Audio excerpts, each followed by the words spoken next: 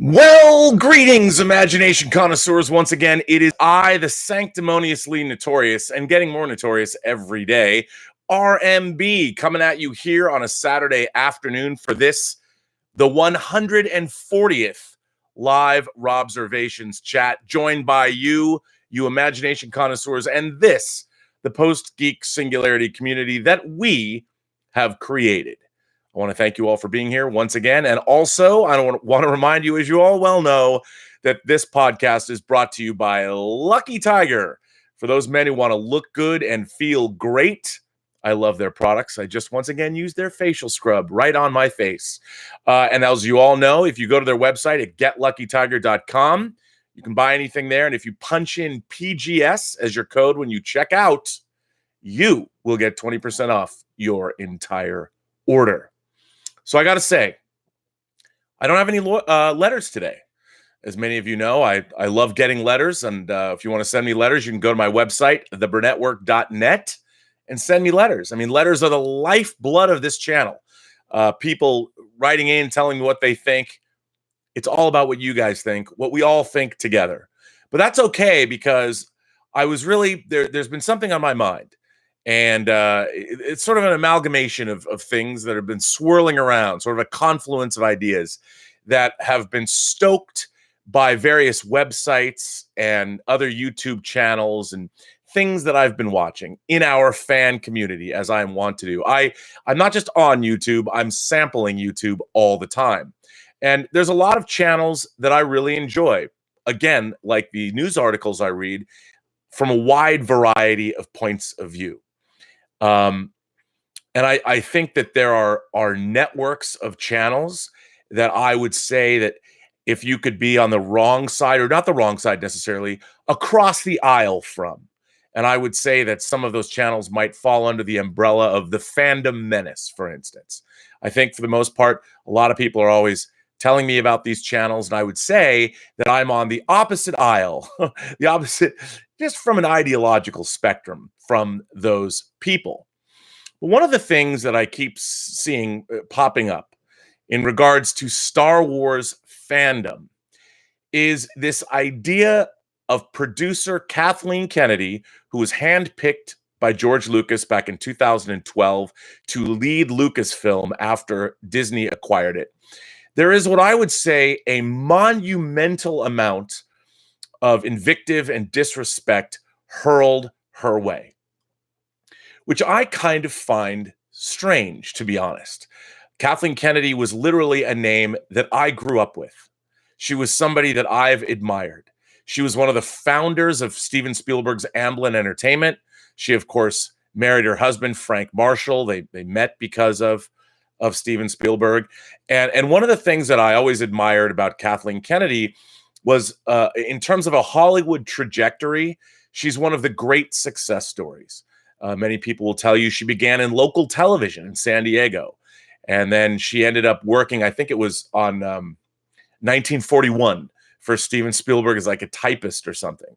But she showed that she had good production ideas. So she was, and not a particularly good typist. So she became she moved up in the ranks. And she eventually ended up producing, or was one of the producers, but producing E.T. for Steven Spielberg back in 1982.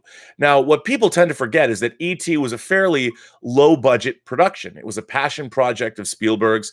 He was coming off of course, the successes of, well, Jaws, Close Encounters, and then he had a misstep with 1941, although some people would argue that it was a misstep. But box office-wise, it didn't live up to the hopes that it had at the time. But then he came back, roaring back with Raiders of the Lost Ark in 81. And then in 82, of course, we had the 1-2 punch of the Spielberg-produced, and some would say directed, Poltergeist, which opened June 4th, 1982, the same day as Star Trek II, The Wrath of Khan.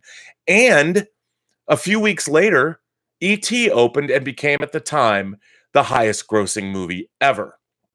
Now, I'm not going to lie. Kathleen Kennedy is somebody that I admire. I've never met her. The only time, I've been to Amblin Entertainment twice. Once I was taken there by Lisa Henson to watch Jim Henson's daughter, to watch the Oscars. the night that Driving Miss Daisy won, and then I was at a meeting there years later. But I'd like to just briefly read a partial list of Kathleen Kennedy's credits. This is by no means complete. E.T. She was produced by. She was an associate producer of Poltergeist. She was associate producer of Indiana Jones and the Temple of Doom. She was the executive producer of Gremlins. She was the executive producer of The Goonies. She was the executive producer of Back to the Future. She was the executive producer of Young Sherlock Holmes. She was the producer of The Color Purple. She was the producer of The Money Pit. She was executive producer of An American Tail. She was a co-executive producer of Inner Space. She produced, along with her husband, Empire of the Sun. She was an executive producer of Who Framed Roger Rabbit. She co-executive produced The Land Before Time. She executive produced Back to the Future 2. She produced Always. She was an executive producer of Joe versus the Volcano. She executive produced Back to the Future 3. She executive produced Gremlins 2: The New Batch. She produced Arachnophobia. She was executive producer of Cape Fear for Martin Scorsese. She produced Hook. She produced Noises Off, which is a favorite movie of John Campia's. She produced Alive. She produced Jurassic Park. She executive produced Schindler's List. She executive produced The Flintstones. She produced The Bridges of Madison County. She produced The Indian in the Cupboard. She executive produced Balto. She produced Twister. She produced The Sixth Sense. She produced AI. She produced Jurassic Park 3. She executive produced Signs. She produced Seabiscuit. She produced The War of the Worlds. She produced Munich. She produced The Diving Bell and the Butterfly. She associate produced Persepolis. She executive produced Indiana Jones and the Kingdom of the Crystal Skull. She produced The Curious Case of Benjamin Button for David Fincher. She produced Hereafter. She produced The Adventures of Tintin and Warhorse and Lincoln. And then, of course, she took over at Disney when they acquired Lucasfilm. She headed up Lucasfilm, handpicked by George Lucas. I don't think in the history of Hollywood that there is a female producer who has better credits, who has worked with better world-class or more world-class filmmakers than Kathleen Kennedy has. Her credits are peerless, to be honest. And I, growing up, starting in the early 80s to now, have looked upon her as one of the great success stories, at least in my lifetime in Hollywood. Not only that, but she was a woman. Now, interestingly enough about Kathleen Kennedy, I would like to read you a quote. This is a personal quote I got off the IMDb that Kathleen Kennedy said.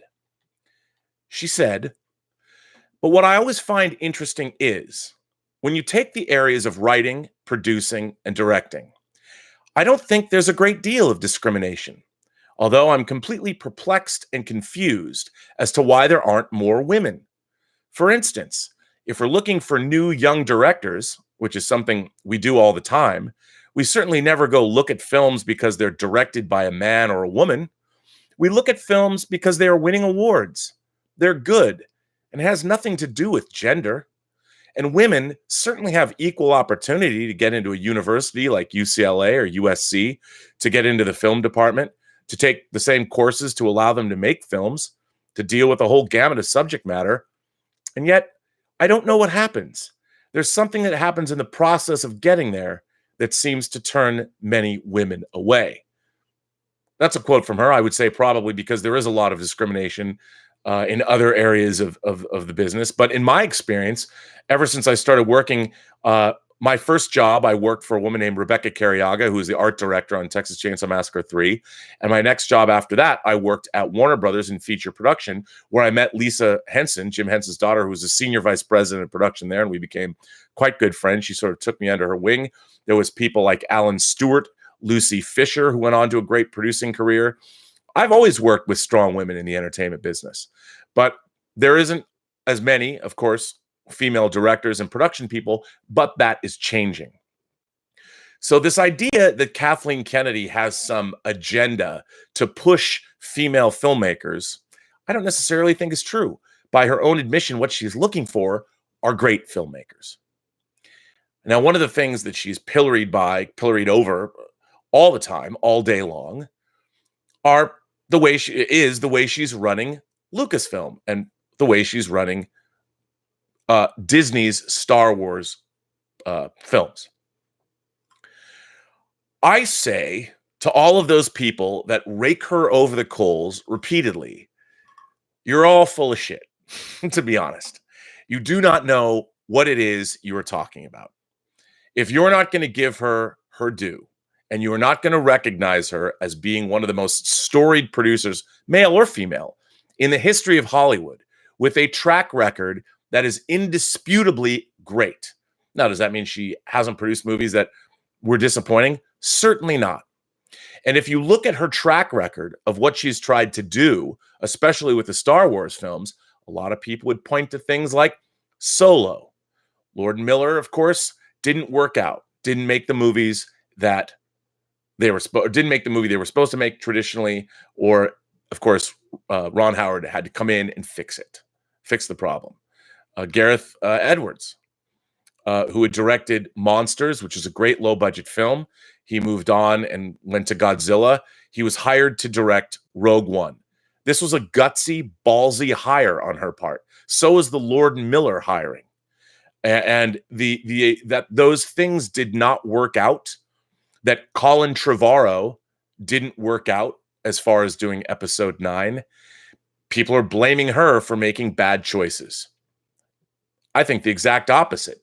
As somebody who worked actually at a major motion picture studio for the senior vice president of production, Bill Young, physical production, I watched how studios do business from the inside out. Hell, I watched all of Bonfire of the Vanities being made from the vantage point of being in the physical production office at Warner Brothers during the entire time that movie was being shot. Let me tell you, it was crazy. There was a book written about it called The Devil's Candy. I suggest all of you read it. All of it's true. Anyway, so Kathleen Kennedy is being pilloried by the fan community because of their response to what Disney has done with Star Wars. First of all, most people like The Force Awakens. I'm not a particularly big fan of it, but from a business standpoint, what Kathleen Kennedy does, she's used to working with the best filmmakers in the world, whether it's Spielberg, whether it's Martin Scorsese, whether it's Robert Zemeckis, whether it's David Fincher. These are world-class filmmakers that learned their craft over decades. Remember, David Fincher began as an effects cameraman at ILM. He worked on Return of the Jedi. And all of the filmmakers that came out of the 60s and 70s, the Mavericks, and then the new filmmakers that came out of the music video era, she was used to working with the best of the best. Disciplined, seasoned veterans at the top of their game. That's what she expects from the people she hires. And why shouldn't she? That's who she's worked with her whole life. Colin Trevorrow makes Safety Not Guaranteed, $1 million movie that Spielberg was a huge fan of. Spielberg suggested he directs Jurassic World. Now, when you go from $1 million movie to directing Jurassic World, this is anomalous. This is something that does not happen in Hollywood. It's one of those amazing lucky breaks that you get. The problem with that is you go from making your indie film to working on a gigantic studio tentpole franchise that's designed to reinvigorate. And indeed, it became a $1 billion plus movie. Huge success. But that's because Colin Trevorrow was surrounded with the best people that Hollywood can buy. When you're in that situation, when you have all of these people that know their jobs, it's basically like having a security blanket. But still, bringing him on to a Star Wars movie after the huge success of Jurassic World, not that big of a stretch. But after a guy's only made a couple of movies, perhaps maybe a little bit of one. But from Kathleen Kennedy's perspective, it certainly was worth doing. Lord and Miller had great success with the 21 and 22 Jump Street movies. But the fact that their directing style was very much improvisational or whatever, that's fine, but you had Lawrence Kasdan, who wrote the script to Empire Strikes Back, Jedi, and Indiana Jones and Raiders. Once you have that script, it's at least in her mind, I'm sure, was understood that that's the script you shoot. You don't start improvising and changing what was written, especially with someone like Lawrence Kasdan, who, lest we forget, is a director himself. He made classic films such as Body Heat, Silverado. I'm a big fan of Grand Canyon. He made a lot of great movies, and he wrote this one. This is the man who wrote Empire, Jedi, and Raiders. You know, you don't start mucking about with that screenplay. That's not what you're hired to do. And Rogue One, again, a guy that had done Godzilla after coming off of a movie I dearly love, Monsters, a great use of low-budget filmmaking skills, and the fact that he was able to do a lot of his special effects by himself. Really well done. But again, his second movie, Godzilla, he gets to have that studio security blanket of having the best people in the world to assist him. I mean, if there's, it's the equivalent of going being an indie filmmaker to jumping on board where you're basically riding the fastest motorcycle that the Japanese can make. But that motorcycle has training wheels on it to make sure you don't fall over. That's what it is. When you go to a studio picture like that, you have a lot of help. And so, again, after the success of Godzilla, it makes sense to bring him on to do Rogue One. Again, famously, Rogue One had a lot of post-production issues. But you know what? Kathleen Kennedy was making smart, out-of-the-box hires. She was trying to do something new. And she had to come in and do what she could to repair when those things didn't work out the way she wanted. And she was able to salvage these things. Solo was not a disaster. Well, I wouldn't say it's a disaster. It was, say, very disappointing. She had to bring in Ron Howard, who turned in, I thought, a lovely film. The problem is they shouldn't have made Solo. Now, this was a movie that Lawrence Kasdan wanted to make. It was a passion project as far as Star Wars was concerned that he wanted to make. Why wouldn't you? You have a long-standing relationship with Lawrence Kasdan. Why wouldn't you? He's a world-class filmmaker in his own right. And before all of you out there start throwing Dreamcatcher at me, that doesn't diminish the other great movies that he's made in his lifetime. So, and now she's heading up the new AFI chairperson, whatever it is that she's doing. A long time coming, I say. But the fan community is out there. A lot of my fellow YouTubers, those people that I'm on opposite sides of the aisle from. And you know what? There's even people that I really like. People whose channels I've been on, such as Midnight's Edge, and other guys. I've never been on his channel. I've never been on Doomcock's channel, but I watch Doomcock's videos and I find some of them very amusing. I appreciate the production value. There's another guy I don't even know, but I really enjoy his videos. I've been watching him for a long time. A guy named Dave Cullen. I forget the name of his channel. But Dave Cullen, he loves Star Trek the way Doomcock loves Star Trek, the way Midnight's Edge loves Star Trek, and the way I love Star Trek. So I'm constantly watching all of these. And a lot of people would say that we are on opposite sides of the aisle about many different issues, but that's okay. We can still be civil and have discourse amongst ourselves because we do share, after all, a love of all things science fiction, fantasy, and horror.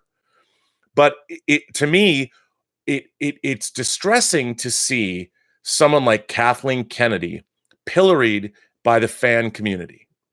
I don't understand it. When you look at her filmography and how much she's been responsible for in her life, and then there's people that come on and go, well, you know, she's a functionary, or she's not a real creative producer. Well, I don't know about you, but anybody who's ever made a film really wants a nuts and bolts producer. And I'll tell you, you know who makes great nuts and bolts producers? Women. You know why? Because frequently men are not practical. Women are very practically minded. So that's why it's great to have female producers. If you're I'll give you one of my favorite examples. You've all seen James Cameron's Aliens, right? Well, James Cameron was famously married to Gale Ann Hurd.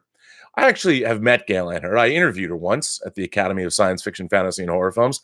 One of the smartest people I've ever met in Hollywood in terms of knowing filmmaking. And there's that famous story, if you remember from the beginning of Aliens, where the Narcissus is found by a salvage team floating in space at the beginning of the movie. It's been drifting in space for 57 years.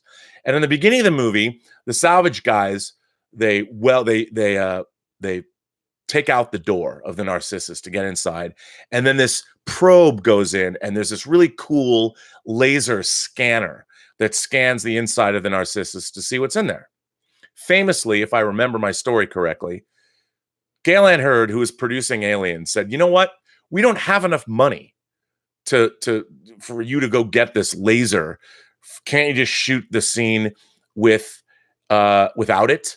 And if you want a laser, pay for it yourself." So James Cameron did. Do you know how many suits, alien suits, they had when they made Aliens? 6. They had 6 suits.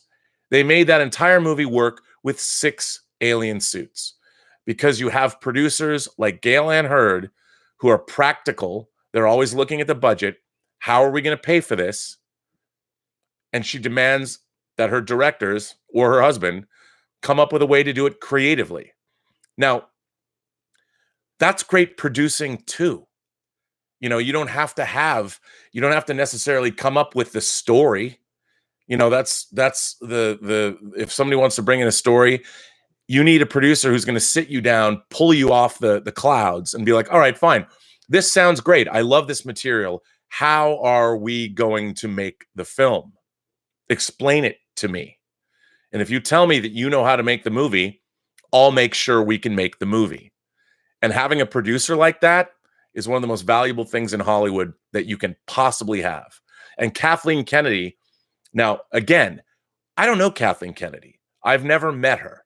I've admired her from afar for 3 decades. Actually, we're into 4 decades, the 80s, the 90s, the aughts, and now we're into the 4th decade that I've admired Kathleen Kennedy. When George Lucas hired her to run Lucasfilm or cast her as his heir apparent, I'm like, perfect. That's the way to go. She's made 4 movies now. 3 of them have made over $1 billion. 1 of them has made $2 billion. Okay, so Solo only made 300 million. Disappointing, yes, but it's not like it tanked.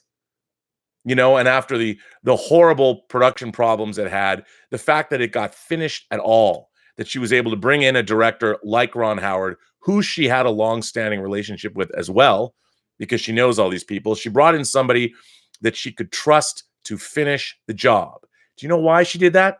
Because she's a good producer and she knows how to get things finished.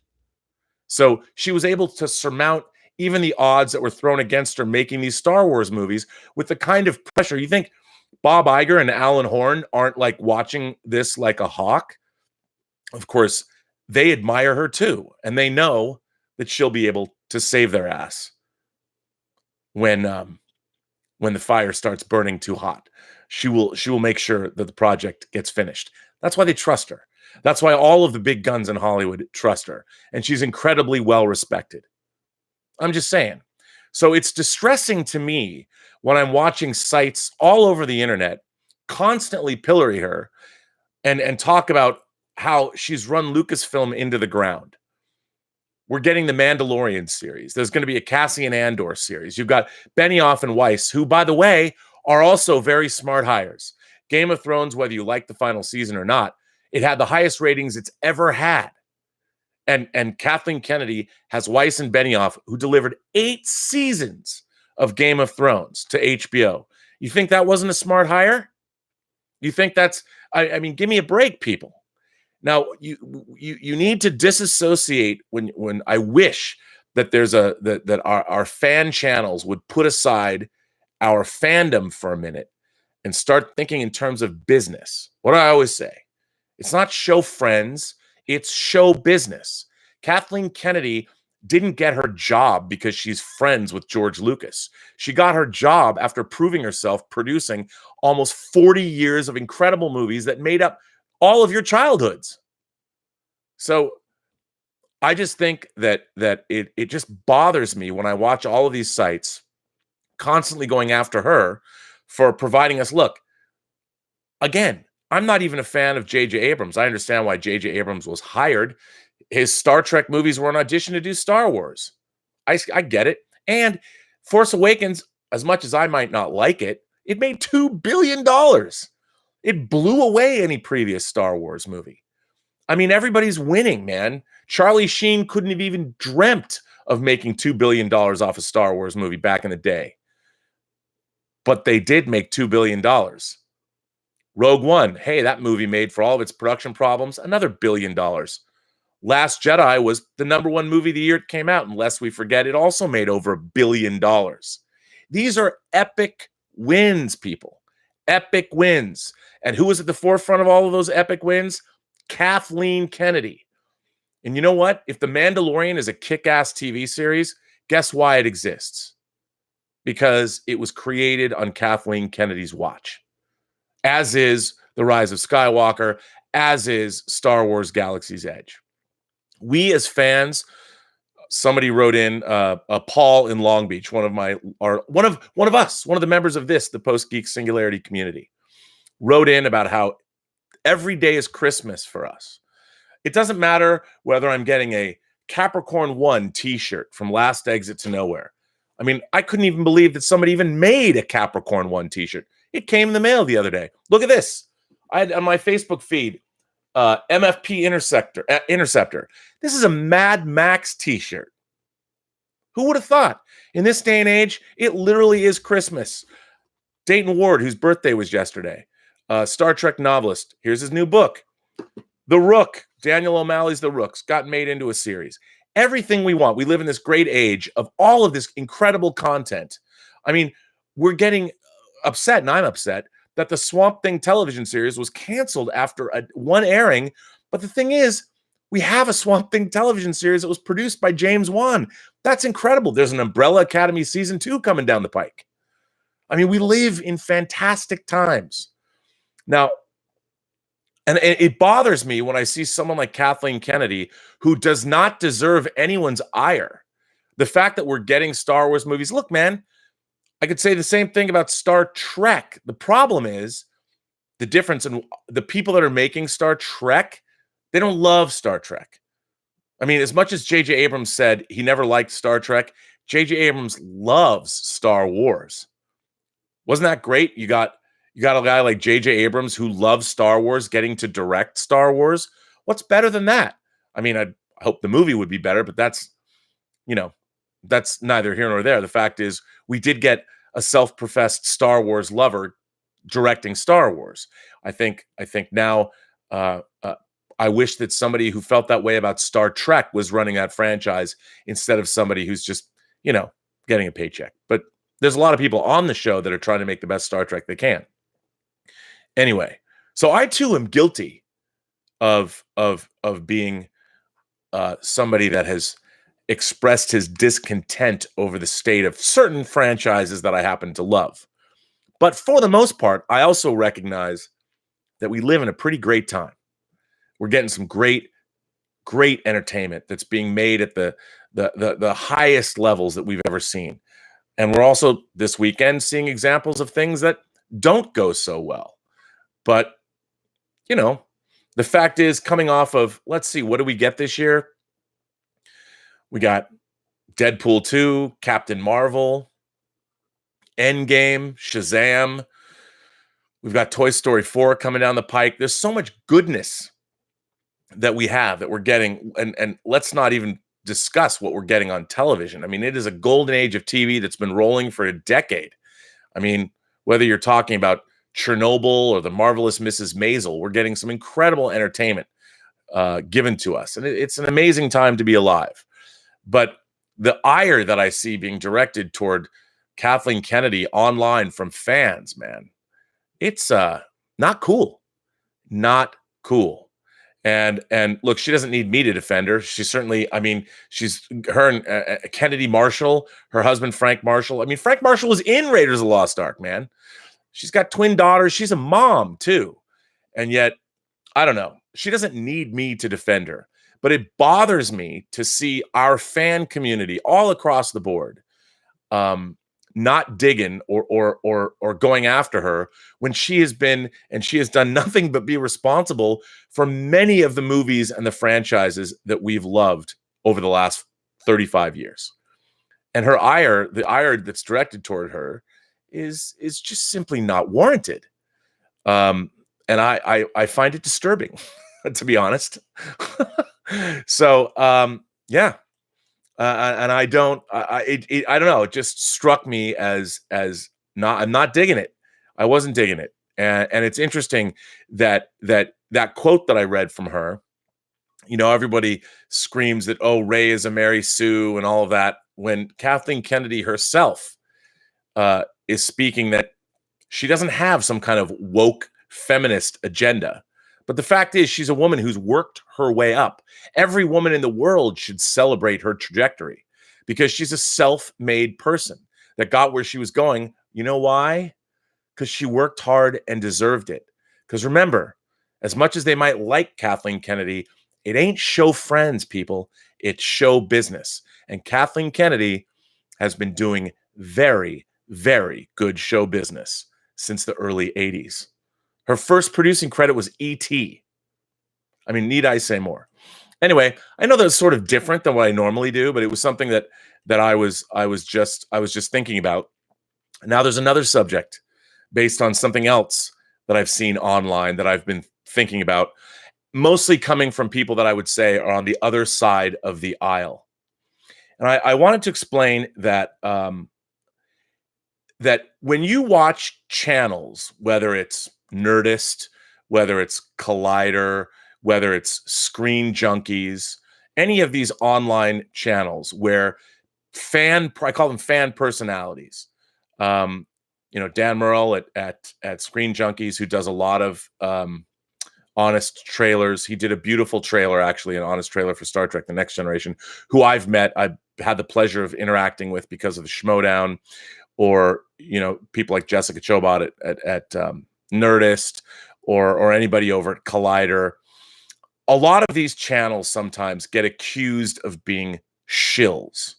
Now, first of all, Nerdist, Screen Junkies, and Collider they're not getting paid by studios, but they are entertainment sites that are presenting news. In a way, they're journalistic sites. So they're not coming from, like, no one at any of these sites is going to go off on Star Trek Discovery, say, the way I do. That's not what they're supposed to do. Yes, there are passionate fans that work in all of these places. Passionate fans, just like anybody watching these channels. But they're also professionals in that they have to cover the entertainment business. So they have to make sure that the channels that, by the way, they're working for, that are paying their bills, they don't have the luxury of coming out and saying the kind of shit that I say about Star Trek Discovery. That would be counterproductive to what they're trying to do. They are news outlets. They're reporting on entertainment, business, news, and they're doing so from a fan's perspective, but also a professional perspective. And we all who live in LA, I don't think it's understood, because the fan community, we're all sort of equal, especially those of us who are talking on YouTube all the time.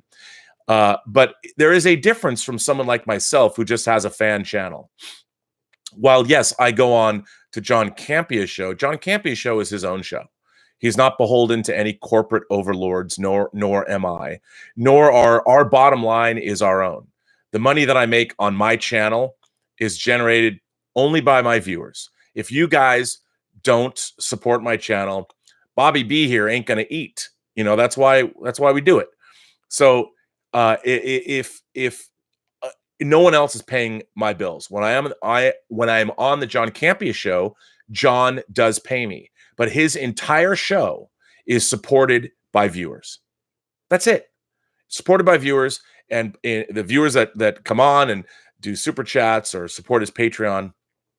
That's how we're supported. When you're working for a site like Collider, or you're working for Nerdist, or you're working for Screen Junkies, you're being paid. It's a company. It's a business that's being run.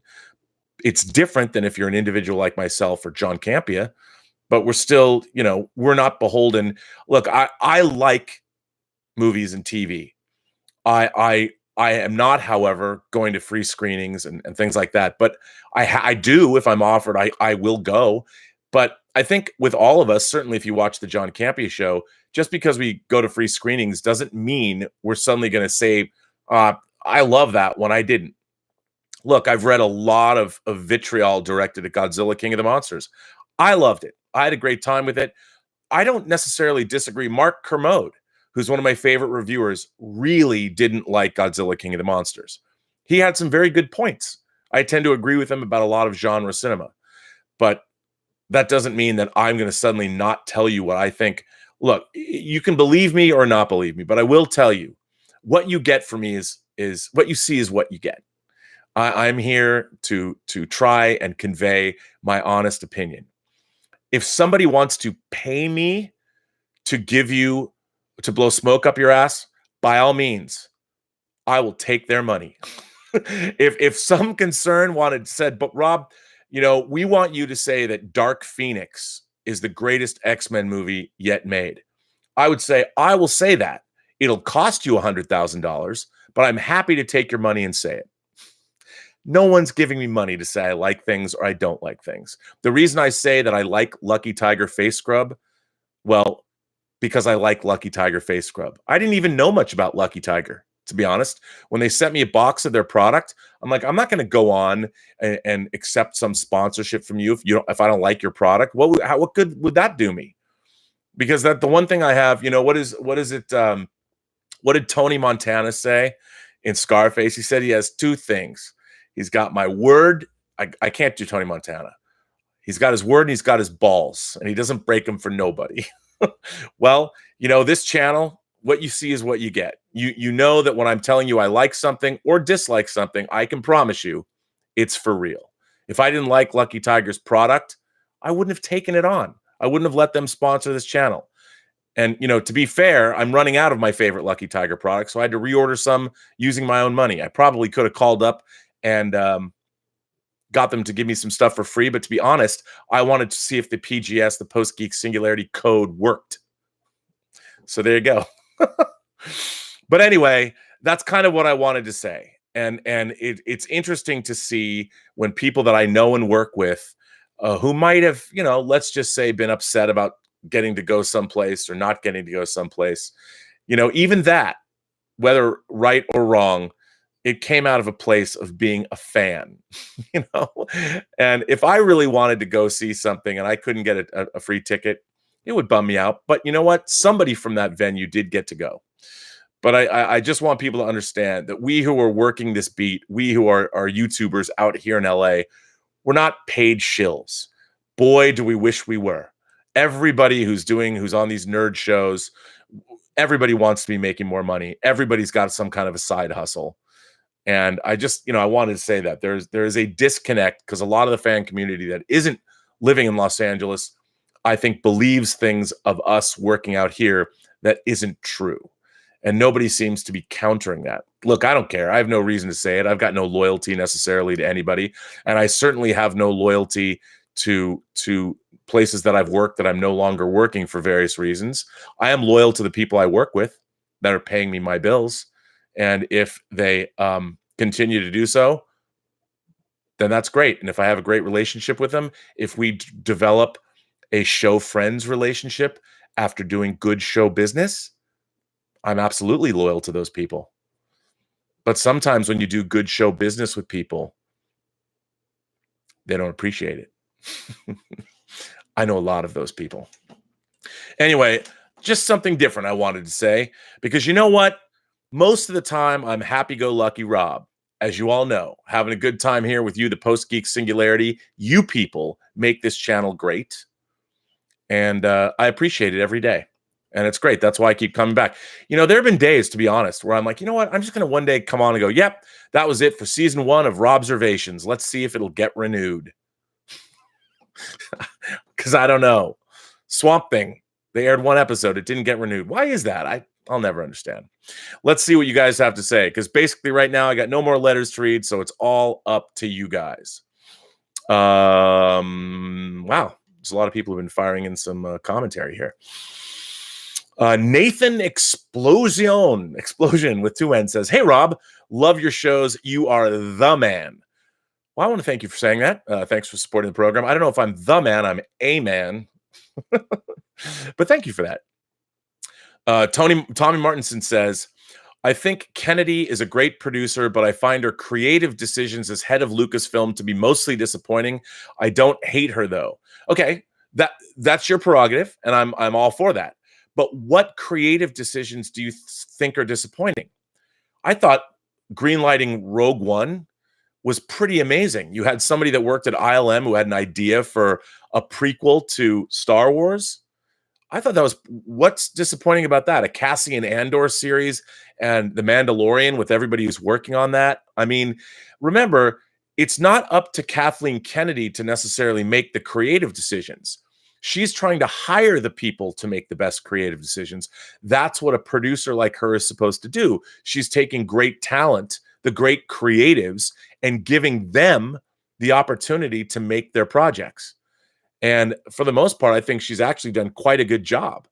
Most people that I know, there's people that don't like Force Awakens. I'm one of them, but there's a lot of people that do. But I can understand where you're coming from. Nathan Explosion comes back and says, people like to criticize writers and directors, but have nary a letter to Santa written in their name. That is true. Look, it's easy. I've been criticizing writers and directors my whole life, but I've been doing it as a fan. And, when I've made projects myself, I can see where they fall down or where things go wrong. And I also know that here's a secret, everybody. Nobody working at a movie studio is trying to make a bad movie. They're not trying to greenlight bad movies. They're not trying to hire people they think are untalented. Every single person, and I can say this without a shadow of a doubt, because I have worked at a major motion picture studio at one of the highest levels. Everybody is trying to make the best thing they can. The problem is, what you have Ivy League educated business people who aren't exactly, say, the best to know what stories should be made or why a book is great. These are people that are using what they've learned in business school to apply those kinds of analytics to the entertainment business to try and make the best stories that appeal to the most amount of people. But I don't necessarily think an Ivy League business degree is the best kind of degree that you need to understand which stories are the best or which movies should get made. But that's the dichotomy of the entertainment business. And if everybody knew what is going to hit 100% of the time, and then movies, when they're being made, you're dealing with literally thousands of decisions that are made every day, and any one of those decisions can torpedo a movie, from costume design to actors' choices to directors to the style of which a movie is shot. There's so many. The fact that movies get made and they come out well at all, there is an element of magic and alchemy in that. And everybody who's working at the studios are trying to create that alchemy, because if they don't, their jobs are on the line. So they're trying to mitigate their risks. They're listening to a lot of people. There's a lot of input being made, when ironically, at the end of the day, the vision of a director is what all of that energy is filtered through, while a movie is on, you're on set making it. So anyway, Tommy Martinson says, Jurassic World 3, Dino World. Mosquitoes with human blood in them are used to clone humans. One of them has the blood of Ian Malcolm, and they accidentally mix their blood. The twist is, it's a sequel to The Fly. I like that idea, actually. It's very sort of Sound of Thunder-esque in a way. Willow Yang. Hello, Willow. I hear you were going to Boston but had to fly to Seattle first. Is that what I read in the live chat? What's up with that? Aren't you in Toronto or are you in Vancouver? Makes sense if you're in Vancouver. Willow says, my thoughts on And the Children Shall Lead, which is my vote for the worst original series Star Trek episode. Not as terrible as I thought it would be. Reaffirms my beliefs that children are evil demons. Oh, come on now. They lost their folks. I look, if you're up that far in the third season, where's my immunity syndrome review? Come on, I've been waiting. I want you to write the greatest treatise in the world about why it's one of the great Star Trek episodes, coming from you, a molecular biologist. How do you feel about an 11,000 mile long single cell organism? Hook me up. Mark C says, as a toxic fan, I can give my insight to Kathleen Kennedy. My thoughts are too long for a super chat, so I DM tweeted you. Look under your name. I don't get ugly. You may read it live. Ooh, Mark C. That is a clear, as Brad Dourif said in Exorcist 3, that is a clear invitation to the dance. So why don't I do that right now? Here you go. You might not send in a super chat or it's too long, But I mean, you do send in a super chat, and I want to thank you for supporting the channel. But let me get here and okay, get into my Twitter. There we go. I have to, every time I log in, I have to get my code. All right, so here we go. Mark C. Here is your here's what Mark C has to say. As a member of toxic fandom, I can only explain my point of view. I think she's a great producer. In fact, any person that can basically put Solo together in 10 months is pretty amazing. She has a great resume, but being a great producer doesn't mean you know story. Many fans feel that in terms of story, Star Wars isn't Star Wars. Even Mark Hamill himself has displayed his discontent. When she was hired, Lucas was still very much involved with the story. When he left, she hired a diverse story group that has fewer credits than Star Trek Discovery. Why is this a sin? As a fan, I ask, what the heck are you thinking when you have Lucas's chosen one, Dave Filoni, still on staff? I think she's a great producer, but I feel handling the story of Star Wars, she's out of her element. Well, that's why she has a story group. So I would say that I have to disagree with you there, because Dave Filoni is deeply involved with The Mandalorian. He's making his live action directorial debut. And in terms of story, Lawrence Kasdan and J.J. Abrams wrote The Force Awakens. And J.J. Abrams, all the way back to Regarding Henry, has been writing movies for a long time. And as far as women are concerned, if you look at J.J. Abrams' track record, and by the way, I am no fan of J.J. Abrams as a director, but Felicity, Alias, Lost, Person of Interest. I mean, there's a lot of great television and great storytelling he's been involved with. So it's not Kathleen Kennedy's job to know story. What it's her job to do is hire the people that do. And those people should be unleashed or turned loose to do what they do best. And in a way, I would say she's doing better than most studios do in terms of their track records. And I think that as somebody, she's also, remember, running Lucasfilm and overseeing the merchandising, the games. She's doing a lot of things to keep that company going.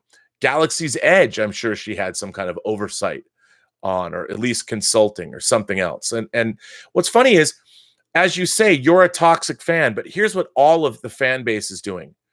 All of the Star Wars fan base, without the benefit of working on movies or television themselves, all think they know what's best for Star Wars.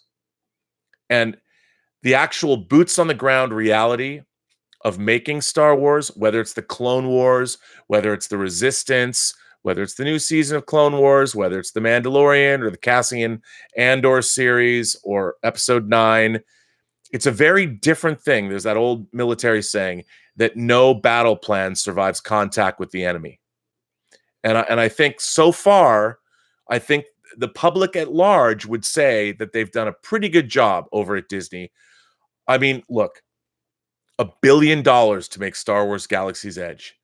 Nobody but Disney would be able to do that. Nobody, I don't think any studio now, the money to make movies, especially franchise properties, is very precarious as far as studios are concerned. That's why you have 8 production companies that are all putting in money to make movies. But I hear what you're saying. I mean, I feel the same way about, say, Star Trek. But I think that Kathleen Kennedy, if she wants to pick up the phone and talk to George Lucas, do you think she doesn't do that? You think that there's no consultation there? I mean, I just can't believe. And you've got people like Bob Iger and Alan Horn, who are industry veterans. She's got their ear. Heck, if she wants to know what to do, I'm sure she can call up Kevin Feige and swap war stories. I mean, she's with the best people that really have ever been in the entertainment business. And they're trying to, and look, am I saying that everybody should be given a pass? No.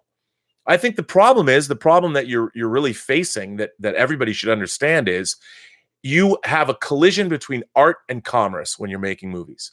Beforehand, when Star Wars was made, George Lucas was just like Oliver, please, sir, may I have some money to make my vision?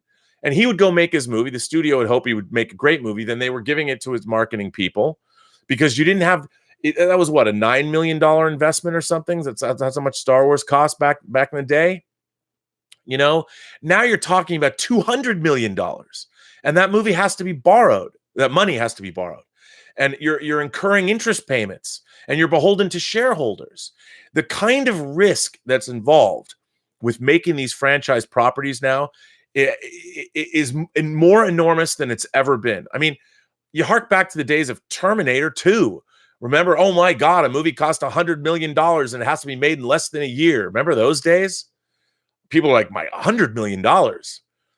But now the enormous cost of making these movies, the risk involved is bigger than it's ever been. And it's also more precarious. The returns are more precarious. The amount of money, the interest payments, whether or not these movies are going to open. I mean, look at where X-Men Dark Phoenix is going to wind up this weekend domestically. I mean, it's rough out there, folks. You know, if you're going to be pimping Star Wars or Star Trek or whatever you're going to be selling to the masses, it's harder out there than it's ever been. And the fact that we're getting the kinds of entertainments that we're getting on a daily basis, amazing stuff. Amazing stuff. And I think if the fan base was a little bit more understanding of the actual economic realities of how these things are made, they might be. That's why Star Trek Discovery bothers me so much. The amount of money they've spent on both Star Trek Discovery and at least what I've heard they're spending on the Star Trek Picard series, to me shows that those movies, that those series are not being effectively produced. And they're going to make it even more difficult in the future to get Star Trek made at the series level, certainly. And there's no reason that the amount of money that they're spending on Star Trek Discovery should have been spent, because it never was in the past. Anyway, but thanks for that, Mark. That was actually a great comment. Stubble McShave says, I would like to see an R-rated Joker and Harley movie in the style of Natural Born Killers with a lot of dark humor and graphic violence. Stubble, I'm in. I love Natural Born Killers. I mean, obviously it's a little over the top. It's a little on the nose, a little didactic, but it's pretty entertaining.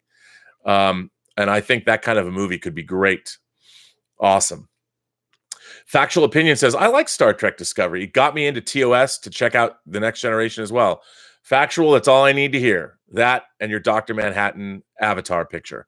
Love it. But that's what I like to hear. And if that's what Star Trek Discovery did for you, then I can't complain. Just like whenever somebody says they started watching the original series based on watching Star Trek 09, I'm like, great, that's awesome. Because I believe that these shows stand on their own.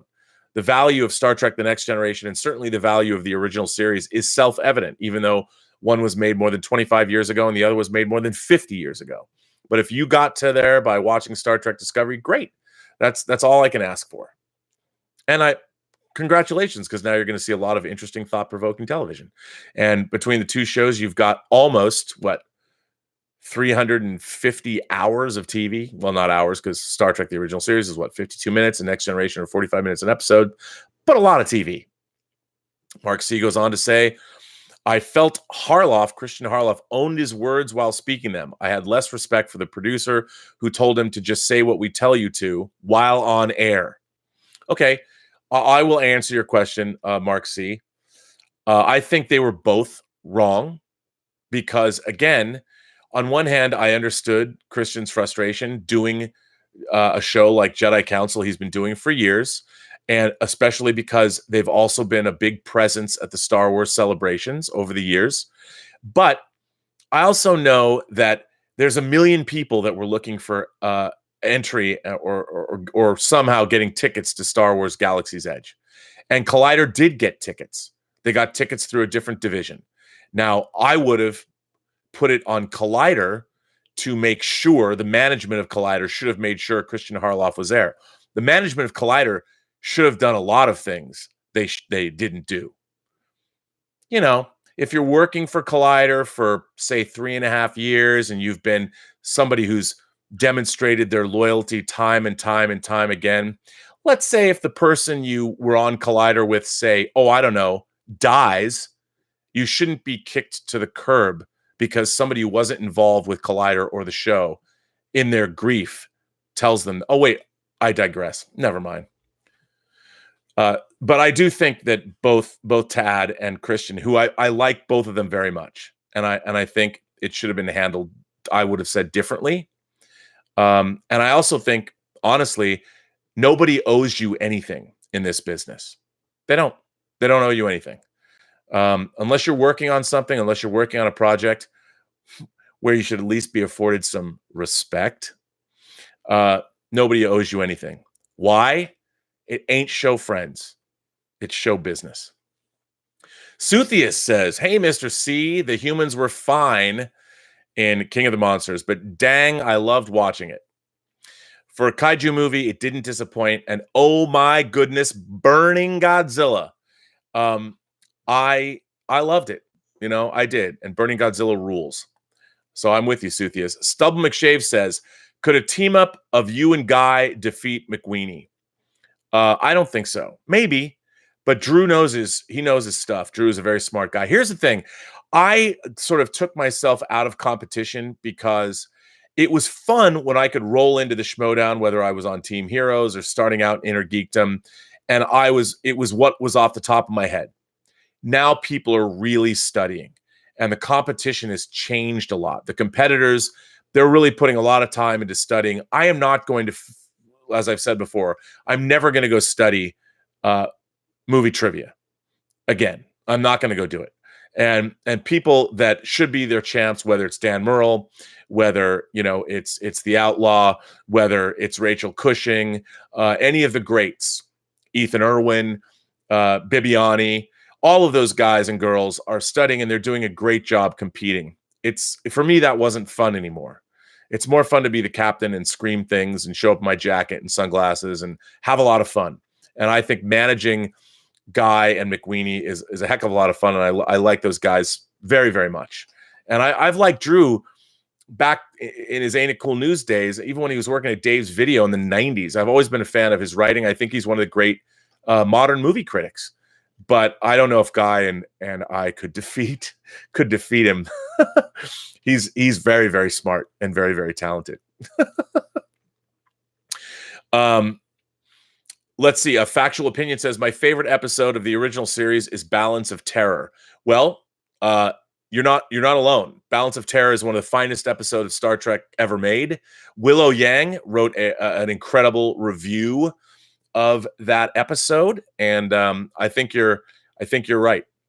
I always tell people, if you want to see what Star Trek's all about, Balance of Terror is one of those top 10 episodes. I always say to people who've never watched the original series, go watch Balance of Terror, because it tells you everything you need to know about Star Trek, and it's more intelligent and sophisticated than 2 seasons of Star Trek Discovery put together. Dan V900 says, Kathleen Kennedy's biggest flaw was that there was no plan for the new trilogy. Lucasfilm has had every story across all media relate to the original trilogy. I agree. I think that was, I think that was a mistake, to be honest. I think in this day and age, it's funny that people still look at, with these franchise properties, they still look at Lord of the Rings as an anomaly, because people will say, well, Lord of the Rings was based on a series of 3 books. That's true. But that was a great way to make a trilogy. And I think you absolutely, knowing you're going to make a trilogy, sit down and beat it out. Figure out, what is your story going to be? Because once you have your story, your overarching story of all 3 movies, I think that is a far more effective strategy with which to make these kinds of entertainments. And I think, you know what? When they were making Infinity War and Endgame, which I thought are 2 monumental achievements in fantasy filmmaking, they knew what they were doing. They were able to make Endgame a different kind of movie than Infinity War, which is funny because Infinity War, I think, was more overtly exciting, but Endgame engaged my emotions more, I think. And I found it, in a way, more interesting. Infinity War tickled the heck yeah comic book fan in me, but I do think that Endgame was more thoughtful and introspective and intellectually compelling, which I thought was great. But I agree with you. And I think that, look, when they took over Lucasfilm, they had to make a movie. the idea that they were thinking about risking and making 3 films, the way that would have been an investment of $600 million off the bat. But I agree, they should have sat down and figured out all 3 films. I think that's a more in this day and age, what you want is to provide satisfying entertainment where we are getting that. If you're looking at, say, The Expanse, you're getting a season by season epic. Wait till you see where The Expanse goes. But they're looking at their books. They know where they're going. They're going in the right direction. And that's the way to make great entertainment, especially when you have really satisfying season arcs on TV. Doing that with movies is, I think, the best way to do it. And I don't know if that was a flaw, because when they first started out, they had to concentrate. With that kind of an investment, Disney was not going to invest all right away in 3 movies. To be honest, $4 billion for Star Wars might seem like a slam dunk, but it was a risk. It was a huge risk to make new Star Wars movies, a massive risk. And if The Force Awakens didn't turn out to be the anomalous, huge success it was, we could be looking at a very different state of affairs now. So remember, we now think that Star Wars is a no-brainer, but when you're going to spend $200 million making a movie after you spent $4 billion acquiring an IP, there's a lot of nervous Nellies in the room. Let me tell you, from a business standpoint, it was not a slam dunk. Lee Sandoval asks, hey, Rob, can you name all of your Batman hot toys? Okay, let's see. All of my Batman hot toys. Well, I have the 66 Batman and Robin. I have the Michael Keaton Batman from Tim Burton's Batman. I don't have the Batman Returns Michael Keaton. I have the Jack Nicholson Joker. I have the Christian Bale Batman from Batman Begins. I used to have the Tumbler, but I sold it. I have the Batmobile from Tim Burton's Batman, the 6-scale Batmobile. I have the Bat Pod that's up there. I have Bane. I have Catwoman. I have Two-Face. I have the DX Christian Bale Batman. I don't have any Batfleck. I haven't bought any of the Batfleck stuff. Batman figures I want to get. I want to get the armored Batman from Batman v Superman, not the battle damage version, but the regular version. I want to get that. And I do want to get the Justice League Batman, but I don't have those. I think that's all the Batman hot toys that I have. I think I'm missing one, but I'm not sure what it is. Actually, I have. You can see them right behind me. Like if you were to look, if you can see, like, oh wait, hang on. So there's Bane. That's Bane right there. You can't see. There's Harvey Dent. Oh, you know what? I've also got. Wait a minute. I've got Commissioner Gordon, the Bat Signal, and I've got Commissioner Gordon, the Bat Signal, and what's his face? You know, the Robin character, that officer. I got that 2-pack. I also have Bruce Wayne and Alfred, and the Batman Armory. See, I knew I forgot something. And I have a bootleg Lucius Fox figure. It's not a hot toy figure, but I have a bootleg Morgan Freeman. Yeah, I think that's it. And can you see him? Yeah, you can't really see him, but there's the bootleg Lucius Fox right there, which I think is an awesome figure, by the way. But yeah, I think that's yeah, I always forget, you know, I got to go in the garage and see my hot toys. I'm going to put them all in there too. So Lee Sandoval asked me that question. So Lee, that's what I've got. Alexander Wilson says, Kennedy, there's a saying in sports that people would die doing things their way instead of the right way, i.e. Mariners playing Cano, who did nothing. Cano, it was Cano. Yeah, but I mean, you can't say that Kathleen Kennedy, how did she die? She made 4 Star Wars movies that collectively have made $4.5 billion. That's an epic win on any spreadsheet. Because remember, it's not about giving you whatever the fan base wants. It's about making money for the studio. Her job is to make money for Disney making Star Wars movies. And she's done that. And for the most part, 2 of those movies are pretty beloved by the fan base. Only The Last Jedi has been so divisive, and that still made over $1 billion. So good on her. I like Last Jedi. Is it perfect? No. But I mean, it's certainly, there's a lot to enjoy. Connor Dixon said, "Hi, Rob. Love you and your views. Deep thoughts on every topic. What are your thoughts on Amazon's Lord of the Rings TV show? I'm holding so much hope for it." Well, Connor Dixon, good question. I too am holding great hope for the Lord of the Rings TV series. What gave me really a lot of hope is the fact that they're setting it in the Second Age. Yes, it's a prequel, but it is leading up to the first War of the Ring, which we saw detailed in Galadriel's voiceover narrated montage at the beginning of Fellowship of the Ring. I think it's really cool that they're going back into the Second Age that's leading up to this apocalyptic battle. Now, we know where that apocalyptic battle winds up. We know what happens to Sauron, and we know what happens to the Ring of Power. However, the lead up, the whole Second Age is an incredible era. And I hope they really go back and they mine all the appendices and they mine the Silmarillion and they come up. Tolkien had so much cool stuff. I think it's going to be badass. And as long as they get great people to come up with great stories, I can't wait. I think it's a really great way to go. I was really happy to hear that that's what they're doing. So good on them. I think that's great. I think that's awesome. Suthia says, "I understand Christian's frustration. I know how to make pho. So it'd be like if you get someone who only knows how to pour water into ramen and then have them make pho for a party dinner. It makes no sense." Look, I agree with you. I think Christian should absolutely, he did warrant going to Galaxy's Edge. But remember, the people that are making these decisions, they're dealing with, say, 100 different outlets. And they're not just dealing with YouTube channels. They're dealing with print media. They're dealing with more well-known outlets, like whether it's CNN or whether it's, I don't know, Vanity Fair. They're dealing with a ton of people. And on their spreadsheet, Collider comes up and they make sure that people from Collider are going. They don't understand that Collider has their online print a website, and then they've got their shows like Jedi Council.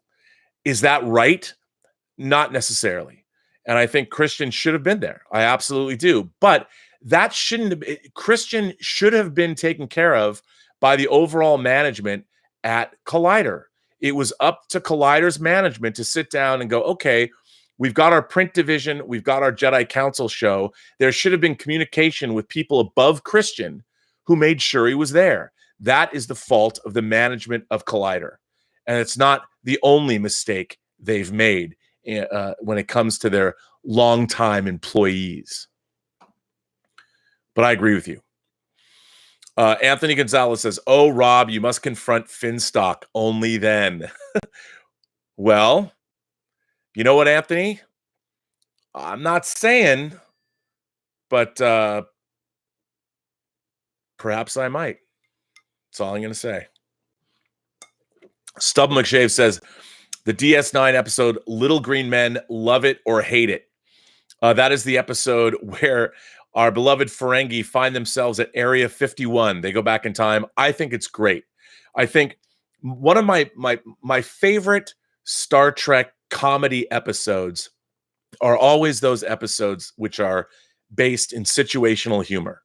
The idea that the Ferengi are the aliens that wind up in Section 30 or Section 31 that wind up at Area 51 is hilarious. And I think they did a really, really good job of that. And it wasn't forced humor. It seemed rational. And I really, really, really liked that. I thought it was great. I thought it was a really good episode. Alexander Wilson says, "RE Star Wars, it's about numbers now. You thought it was silly when I brought them up related to Game of Thrones." No, I didn't think it was silly, but look, money doesn't necessarily equate to creative success. But I'm speaking in terms of what Disney is looking for. It's a different thing. It's totally different. Whether something is satisfying to me personally as a fan, or whether I think it's objectively good storytelling, and yes, I will say objectively good storytelling, is different than if it succeeded from a business perspective. And I think those are two things that need to be kept in mind. Whether something succeeded for the fans or whether it succeeded for me as a viewer is immaterial. What is really important is, did this succeed for the studio? If Star Wars had never made any money and it was a one-off, we never heard about it again, that would have been because of what? Who would have known? But I don't necessarily think.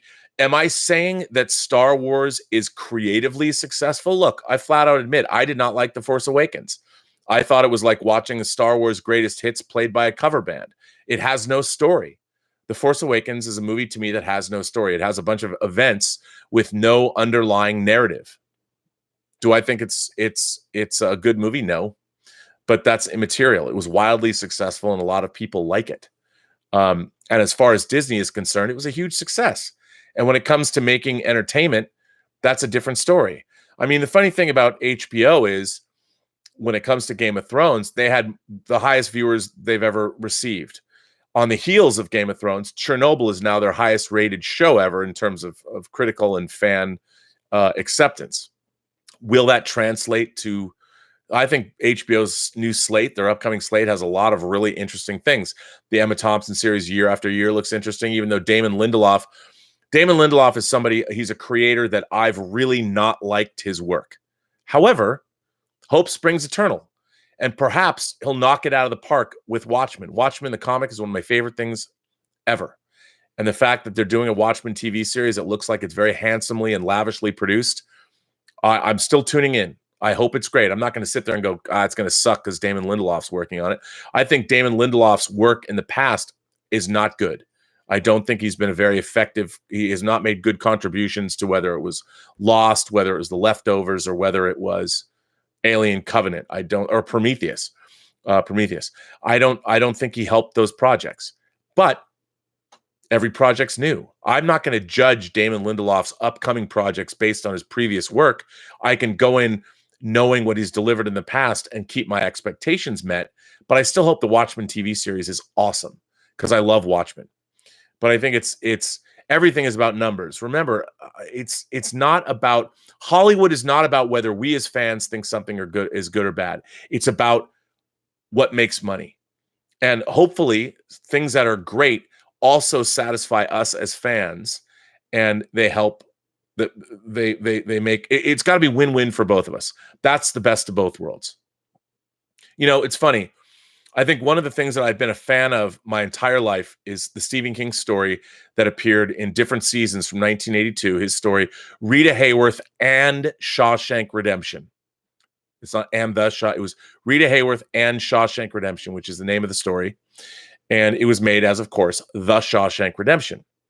That was a time when I thought, as a fan of that story, I used to read it once a year, every year at Christmas. And when I saw the movie, even though it was different than the story, Morgan Freeman was not a black dude in the book. But from the time they said, why do they call you red? I don't know. Maybe it's because I'm Irish. They dealt with it. I was so enchanted by the movie. I could not believe what I was seeing when I saw the film.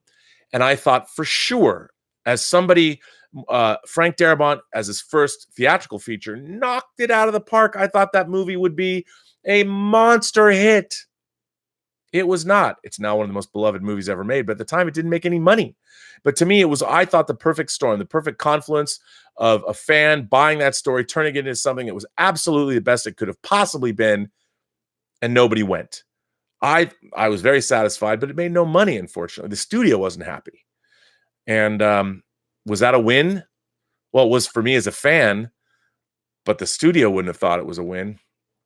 So what do you, it's both. It's got to be a combination. Culture Inject says, people and robot fetishes. What if aliens came to Earth and integrated into society? Would people, get biblical with aliens? Well, remember, as we know from the crew of the Sulaco, it doesn't matter when it's Octurian, baby. No, I absolutely think if there's one thing human beings can do, it's figure out how to have sex with just about anything.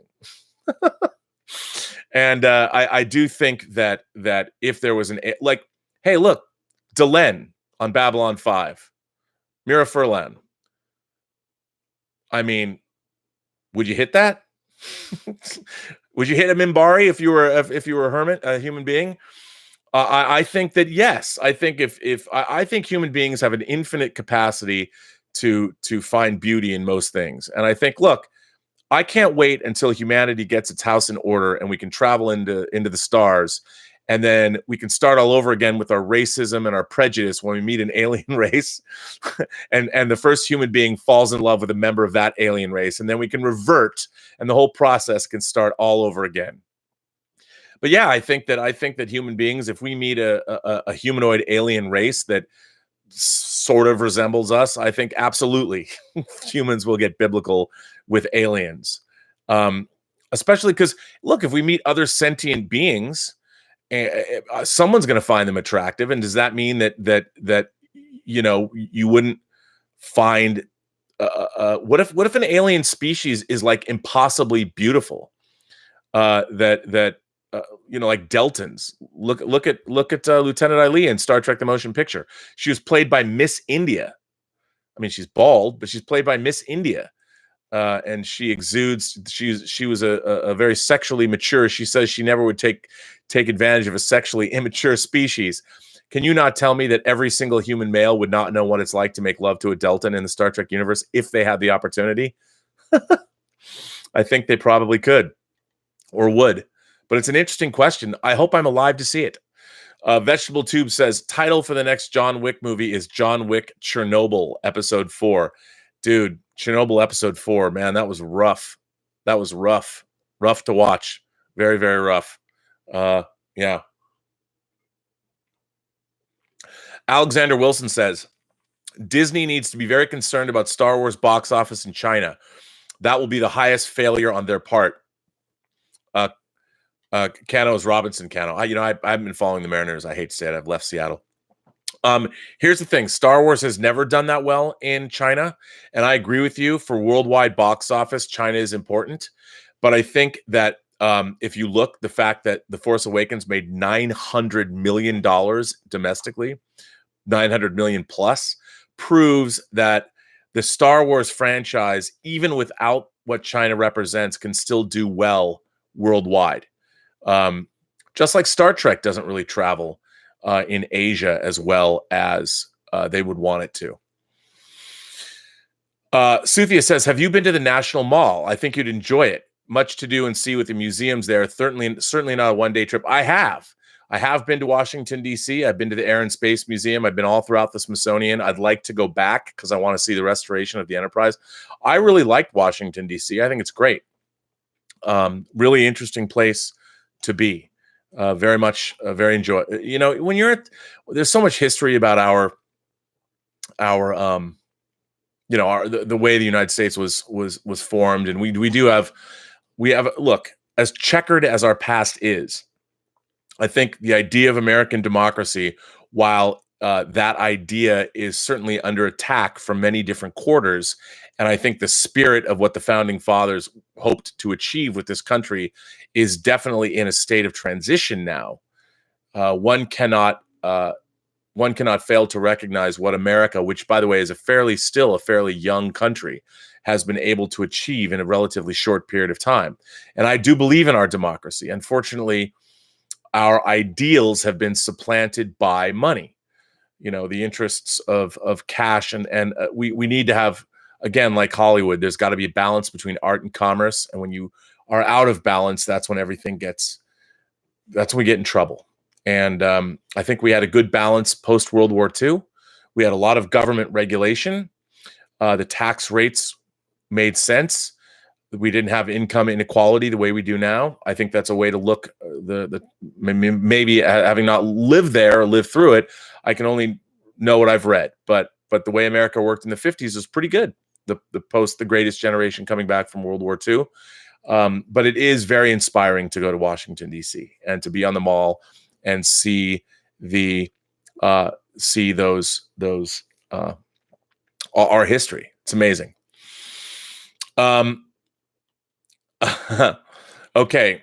Culture Inject asks, what do special effects people do and what's a special effects coordinator? Okay, first of all, there are two different kinds. When people talk about special effects, what they're talking about. When you're talking about special effects on a movie set, we are talking about physical effects, things that are going to happen in camera on set, meaning like Neil Corbold, who has done, and his brother have been doing physical effects for movies for a very long time. Explosions, when cars are blown up or something, and then stunt coordinators do the car chases. But if something's going to happen physically on a set, that's what a special effects person is in charge of, and that department has a coordinator. All right, so that's people that are doing physical effects on a movie. Now, a special visual effects coordinator, usually the special effects supervisor. You have a special effects supervisor that also can double as the effects coordinator, but usually there is a special effects department. There is a special visual effects producer or supervisor, and that person has a supervisor. So what happens is, say you're like I worked on Superman Returns, and I was shooting behind the scenes, and there's a lot of special effects sequences where Brandon Routh was doing flying sequences. And when they were doing flying sequences, they did a lot of flying sequences against a green screen where they had cape wranglers, where they had dudes in green screen flapping in green screen stockings, flapping the cape. Well, a special effects supervisor and coordinator they're making sure that green screen work or anything that's going to be put into post, any kind of visual effects work at all, is supervised and designed by them on set. For instance, a lot of the time you'll notice in behind the scenes footage of movies, you'll see people running around with silver balls, like chrome silver balls. And that's because they're getting light readings, and they're getting how reflection readings, and how things, where's the practical lights, and how does it all hit people, and they have to get all of that information, so when they later go back and composite it all in post, they can make it look correct in relation to how it's been lit by the cinematographer and what the intent was. So when you have visual effects people on set, they're looking out for what's later going into the post process. I mean, usually on these bigger movies, there's a special effects department for doing physical effects, and there's also a special visual effects department. And a lot of the time they work hand in hand with one another. So I hope that answers your question. Dan V900 says, I sent you a DM just now, which expands on my thoughts on Kathleen Kennedy and Lucasfilm. If you want to read it on the air, I will indeed. Let's see what you have to say, Dan V900. This is interesting. Let's see. Here's what Dan has to say. Kathleen Kennedy is not completely at fault, and Lucasfilm itself has been afraid to be creative. There has not been a story in the 5 years that Disney has put out Star Wars content where something hasn't been related to the original trilogy and the prequel trilogy. That includes all of the books and comics which Kathleen Kennedy doesn't oversee. The EU did it in 2 years with Tales of the Jedi, which was set 4,000 years in the past when the EU began in 1991. The first arc's title was used for Knights of the Old Republic video game about 10 years later, which very few know. There hasn't been a short story in a Star Wars in a Star Wars Insider set 100 years in the past, let alone thousands of years in the past. It's been a missed opportunity to me and is milking an era dry. I dare anyone to read the first issue of Legacy, which is on Comixology, and $3, and not be hooked where you want to see what happens next. It is set 140 years after A New Hope and the Game of Thrones version of Star Wars, if I were going to describe it, with the factions and storytelling style. I miss storytelling for Star Wars that matched something like that. Hey, I don't disagree with you. I think that's a very astute observation you've made. But look, here's the problem. Again, it goes back to the $4 billion investment that they've made. They need to recoup that investment. By doing that, you stick with the tried and true. Look, the Weiss and Benioff trilogy, The Mandalorian, we're going to get something that we haven't seen before that's set in a different part of the galaxy. I think what they've done is they've stuck with the Skywalker trilogy that's tried and true, and I'm sure that was a mandate, but they're going to start branching out. We don't know what Weiss and Benioff are going to do. I would imagine we're going to see more and more Star Wars history because they have to. They know they've milked this period dry. And of course, anybody who isn't familiar with the EU before they decided to retcon it and call it Star Wars Legends knows they did. There's been some phenomenal stories set in the past of Star Wars. I've got some great action figures from those eras, and I think we're going to see more and more of that. But look, they've got to play it safe. They got to turn a profit first. They had to pay for that $4 billion. And now I think you're going to start to see in the next decade, we're going to see Star Wars branching out because now they can afford to do it. Mark C says, please hit the like button. Look, I think everybody, all of you, it would really help me with YouTube analytics. If you don't subscribe to my channel, please subscribe if you can. If you like my chats, please hit like because those are becoming increasingly more important on YouTube. And if you can, if you don't want to, if you think I'm a douchebag, you don't have to hit like. But if you do like these chats, it would mean a lot to me if you hit like. It would keep me on the air. Like Bud Brigman in The Abyss. He's back on the air because the aliens put him back. So please do that. Rocky Severino says, still miss Schnepp. Love your show, Rob. Well, Rocky, I miss Schnepp too. Next month will mark the 1 year of John Schnepp's passing. And I miss the big guy every day. And, John Campy and I, we do talk about Schnepp a lot. And he got me into this racket. If it wasn't for John Schnepp, I wouldn't be talking to you on my own YouTube channel. And of course, he started me back in April of 2015 down this YouTube pathway. And I thank him for it. So you know what? This is non-alcoholic. This is just a glass of ice water. But if it were alcoholic, I would say cheers to you, John.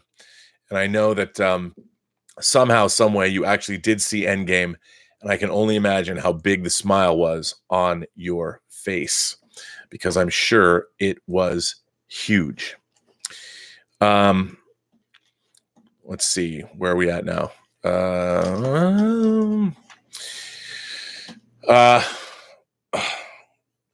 Just a little. Mark C. What is the overall plot of the sequel trilogy? Honest question. You mean this sequel trilogy? I don't know. Honestly, I don't know. I don't know what the plot is of The Force Awakens. I know that there are story elements. I liked what happened with Luke in The Last Jedi. I mean, I would have thought that what was really interesting is, to me, the new trilogy should have been about Han, Leia, and Luke. I mean, I know they wanted to introduce new characters because they had to. That was their mandate. But I would have made the first movie about Han, Luke, Leia. And I would have, that situation of where we were at, we would have learned about it. And the next two films, the episodes 8 and 9, would have grown out of that. And we would have seen the final fate of all these characters together. I mean, I thought it was, I understand. Again, they made decisions. You have to understand, guys, it's bait and girls and gentle beings and non-binary people and aliens of every stripe that might be watching this podcast. You have to understand, first and foremost, they spent a whole lot of money buying Star Wars. They had to mitigate their risk. They had to do what they could to make the best movie they could and hopefully prove that the $4 billion, and make no mistake, that was a baller move from Mr. Bob Iger, $4 billion to acquire Star Wars. I mean, and you know what? The world is changing. Toys aren't selling as much. Why? There's no Toys R Us. Kids today, they're not playing with action figures anymore. Why? If you're a kid, if I was 8 years old, actually I was 10 when I started collecting Star Wars figures. But if I was 10 years old and I had the opportunity to play Battlefront on my PlayStation 4 or collect Star Wars figures, I would be playing Battlefront. Would I have bought the MPC Millennium Falcon to make? No. I would have been flying a photorealistic Falcon, and I would be taking up arms against my friends online and playing Star Wars for real with sound effects and explosions and starfighters. And the world's just a different place, and they have to make money. But I don't know. The overall plot of the prequel trilogy or the sequel trilogy, does it have one? I don't know. There is really nothing. What is going to happen? I really honestly don't know, Mark C. I have no idea what's going to happen with episode 9. To me, is going to be a standalone film because there's no lingering plot threads from the other two movies, from Force Awakens or Last Jedi. That what am I following? You know, I'm interested to see Emperor Palpatine. Like, where did he come from? But what does that have to do with the last two movies we saw? I don't know. I don't know. I don't know. So I have no idea what that all means. And it's unfortunate because I shouldn't be asking myself that question, and neither should you. We should know. Okay, Gabe A says that Godzilla burning is equivalent to show enough. Red glow. Playtime's over, boy. Laugh out loud. Okay.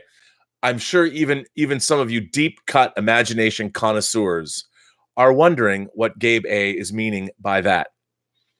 You're probably asking yourself, who is Shonuff? Well, Shonuff is the Shogun from Barry Gordy's seminal 80s classic, The Last Dragon, which, by the way, if you have not seen Barry Gordy's The Last Dragon, get on that, as John Schnepp would say, get on that, son.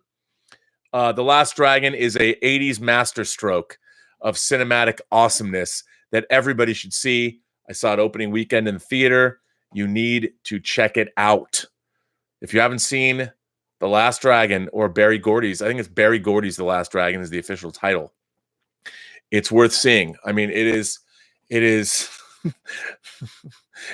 the Gone with the Wind of Motown martial arts movies.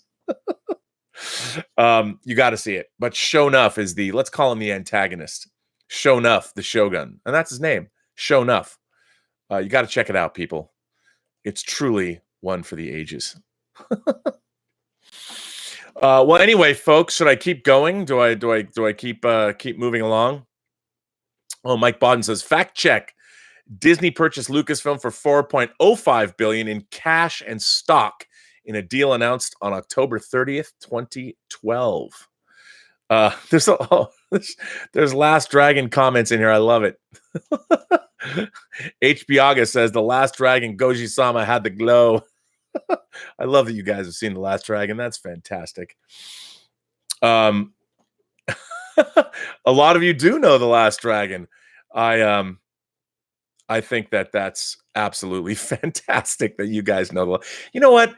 I love you guys and girls and everybody who's here. I love the fact that you guys, I just mentioned The Last Dragon and you start dropping the knowledge, the knowledge. It's so great. If you haven't seen The Last Dragon, you need to get on that, son. Alexander Wilson says, not everything was great for people after World War II. My grandfather, who is black, and many black soldiers helped liberate Buchenwald and Dachau, but they were treated like crap when they came back to the U.S. No doubt. As a matter of fact, many black soldiers, including the Tuskegee Airmen, were not treated well in America. And as I have long maintained, I don't think black Americans have ever received equality or their due in this country, even today. Things have gotten better, surely, but no, they were not treated well. There's a lot of people that don't even know to this day how much black soldiers contributed to the war effort, which is pretty shocking. But I will say what I meant was in terms of the numbers as far as after World War II, things like government regulation, and there was the GI Bill. There was a lot of opportunity for people. But yes, I agree with you, Alexander. Look, our treatment of black Americans has always been shameful. It's shameful today. Racial prejudice is alive and well. It's just taken different forms, and it's ridiculous. But many black Americans are better off now, certainly than they were 50 years ago. But there's still an incredible amount of inequality. Look, all you have to watch is Ava DuVernay's documentary on the 13th Amendment, which, by the way, everybody should watch, or watch her new documentary on the five men accused of what happened, the Central Park Five. That's on now. It just dropped. You don't have to look much further than that, and it goes on and on and on a daily basis. Things. Unfortunately, Caleb says, "Never stop, Rob." Well, I've got to stop sometime. I'm going to, but I don't have to stop now. It's only 2:30. I can keep going if you want me to. Mark C says, "Love it. You're talking to the guy who loved Kill or Be Killed and Kill and Kill Again." Kill or Be Killed. Are you talking about the comic series? and Kill Again. I haven't. Is there Killer Be Killed and Kill Again, or is there a sequel series? I haven't read that. I loved Killer Be Killed, by the way. I thought it was great. I thought it was really a cool series. If you haven't, it's a comic book series. You got to read it. You know who got that? You know who turned me on to that? I actually got Killer Be Killed. I got the graphic novel, the first 8 issues when I was on comic book shopping. John Schnepp had me come on to comic book shopping. When you go on to comic book shopping, you got to pick out whatever you picked out when you were on that show. They had to buy for you, which I didn't know because I was on Collider Heroes. John didn't really hit me to that fact. So I got a lot of good comics. I got Paper Girls. That was the first time I read Paper Girls. I hadn't seen Paper Girls, which, by the way, is awesome. If you haven't read Paper Girls is great. But Killer Be Killed, I read for the first time because of comic book shopping. That's another reason why I really miss John Schnepp. One of the great things I think about fandom and somebody like John Schnepp, and people have said a lot of this to me actually, is sharing what we love. And there's so many people out there that are always asking me, what should I read? And it's hard when people go, what comics should I read? I'm like, oh my God, I don't even know where to begin when people ask me that. I'm like, do you want to read superhero comics? Do you want to read non-superhero comics? I mean, I just look around on my desk, like what I have at arm's length here. Like, it's kind of funny. Like I'm a huge Bret Easton Ellis fan. So I'm reading his new nonfiction series of essays, White, which is what page am I on? I'm on. Is there page numbers here? 185. I'm on page 185, and I've been stopping and starting. It's kind of bathroom reading for me. I've got Christopher L. Bennett, one of my favorite Star Trek novelists. I have this book. I love his books. There hasn't been an original series Star Trek novel in like 2 years, and this is the first one. And Dayton Ward's Available Light, which is a sequel to David Mack's Section 31 Control book he wrote. I've got I brought this out because I wanted to show it. I have The Rook, which is part of a series. The TV series is coming out. I brought this to show the other day. I mean, I've got my Absolute edition that I haven't taken out to the kitchen yet, or the kitchen. I have not taken this out to the garage where I have all my graphic novels and stuff because I was reading it. It just happens to be here. I mean, I've just got all kinds of crazy things on my desk, but I love sharing whatever. And that's what's so fun about this show is that people are always, I'm still not back to my movies list. I went from A to F, my favorite not favorite, but notable films. I haven't even gotten back to that series. I was doing that series in January. I haven't gotten back to it. No one seems to have missed it though. I should probably get back to it because it was fun to do. But what's so much fun is sharing all this stuff. Isn't it great? I mean, we have so much stuff to share and be excited about. It's great. It's great. Suthius says, you don't see us Asians being treated badly. Why? Because we give you nail salons, laundromats, and buffets. Laugh out loud. Oh, I don't know. I think there's plenty of Asians who might say differently. But especially the people who built the railroads. You know, I think, look, the oppression Olympics are being played by everybody. And as I've said, I think that the only way that we can move forward as a species is if we don't. You can't trade one oppression for another. We have to move forward together and get over our past. But yeah, I mean, I grew up in an environment. I grew up in Seattle. We had a very large international community. I think I've told this story before, but you know, I never thought of anybody of Asian descent as anything. There were so many. I knew so many Asian people. I didn't see them as being Asian. They're just people I knew, you know. And I'll tell you a funny story. The night I got to Los Angeles, which I just celebrated my 31st anniversary in LA. I moved here on June 4th, 1988. I'm going to check this out to make sure I'm correct about this. I mean, I know I came here on June 4th, 1988. But I'm just, let's see. I'm going to tell you a story. And I just want to make sure I'm accurate about this. Okay. So actually, I just realized I've been telling a story for a long time and I'm inaccurate about something. So I moved to Los Angeles in 88. Summer of 88, I moved close to Westwood, where if you know Los Angeles, is where all the movie theaters are. And in August, I went to see A Nightmare on Elm Street 4 when it opened, the day it opened. And I didn't know, I'd moved down here with a friend. She followed me down like a month later. But I had a couple of friends in Los Angeles, but I didn't really know that many people. So on Nightmare on Elm Street 4, I go to the UA Theater in Westwood. It was on Westwood Boulevard. That's no longer there. And I was like, as I go in, and this is, I'm 22 years old. I just turned 20. I was 21. I turned 21, and that's when I moved to LA. So there's these 3 really hot girls, all of Asian descent. And of course, I sauntered down with my popcorn and Diet Coke. Now, I didn't think of them as, in my mind, I never thought to myself, oh, those are hot Asian girls. I just thought those are hot girls.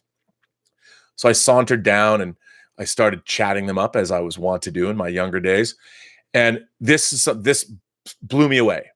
Turns out that they were meeting in Westwood. Like, one was from Monterey Park, which is way east. They were from very different places throughout Los Angeles, but none of them were from Westwood. And they explained to me that their brothers all hated each other, and they were like in rival gangs, and they had met in some, Miss Asian America beauty pageant or something. And they would meet in Westwood so nobody they knew would see them together.